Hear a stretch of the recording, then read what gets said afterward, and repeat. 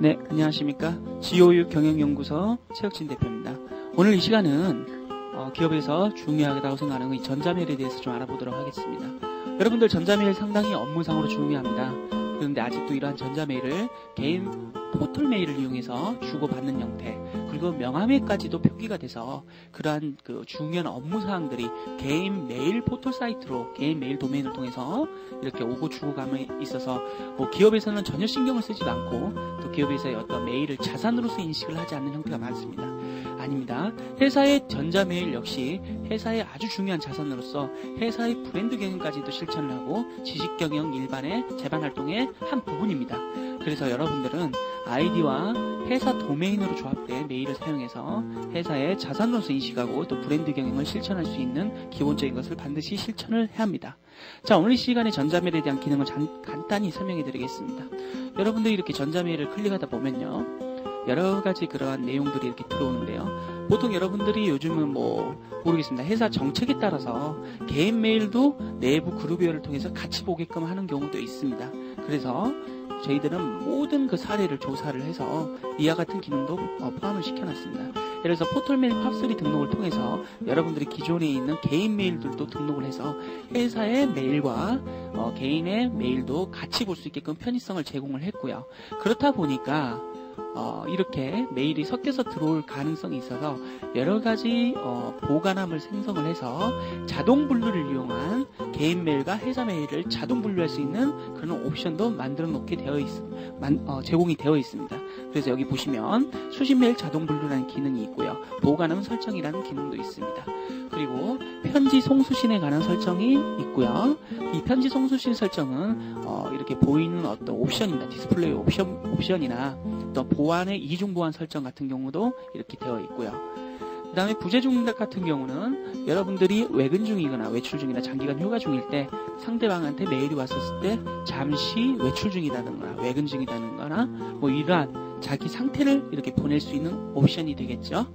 그 다음에 주소록 관리 같은 경우는 메일을 발송하고자 하는 그룹핑을 해서 메일을 단체적으로 보내고야 할 수 있는 어떤 그런 그룹핑 주소록 관리를 말씀드리는 거고요.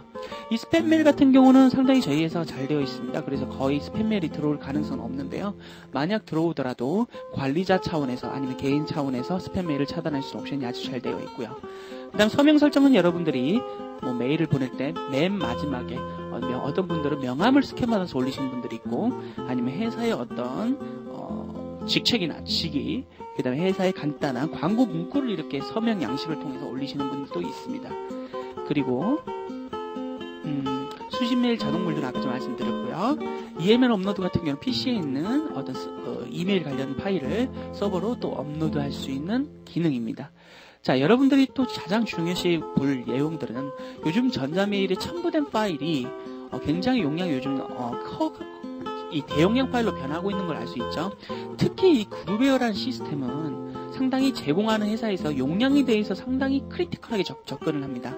그래서 그룹웨어의 용량이 조금이라도 증설이 필요하다면 돈을 받게 되어 있습니다. 근데 저희 회사에서는 그런 거는 그렇게 크리티컬한 부분이 아닙니다. 그래서 저희들은 메일 부분을 대용량 전송 시스템까지 이렇게 첨부를 해놨습니다. 일반 파일은 이렇게 첨부가 되고요.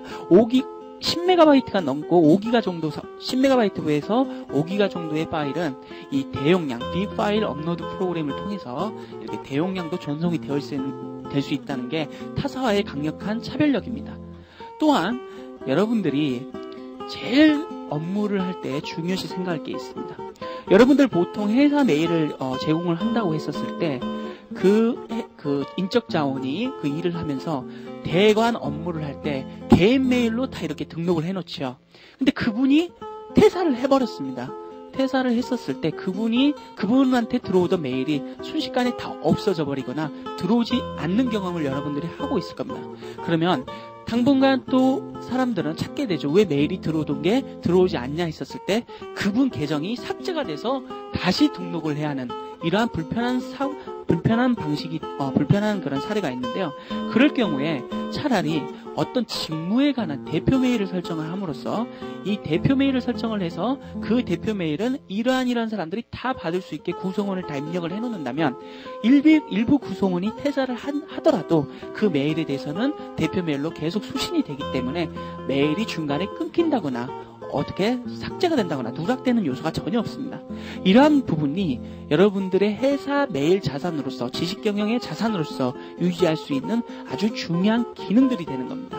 그래서 여러분들이 직무에 적용할 수 있는 그룹웨어 기능으로서의 활용을 반드시 생각을 하시고 기능이 많고 적음이 아니라 정확한 기능이 어떻게 직무에 적용이 되는지 여러분들이 반드시 파악해야만 하는 이러한 과제가 있습니다. 그런 부분에서 저희 GOU 경영연구소는 항상 컨설팅 제반의 어떤 교육 체제를 유지함으로써 여러분들 직무에 어떻게 적용을 할 것인가까지도 서비스의 한 부류에 자리 잡고 있음이 어떠한 큰 차별력이 되는 거죠. 자, 오늘 이 시간은 그룹웨어의 전자메일의 전반적인 기능을 여러분들과 알아봤습니다. 다음 이 시간은 전자결제에 관한 전반적인 기능을 알아보도록 하겠습니다. 감사합니다.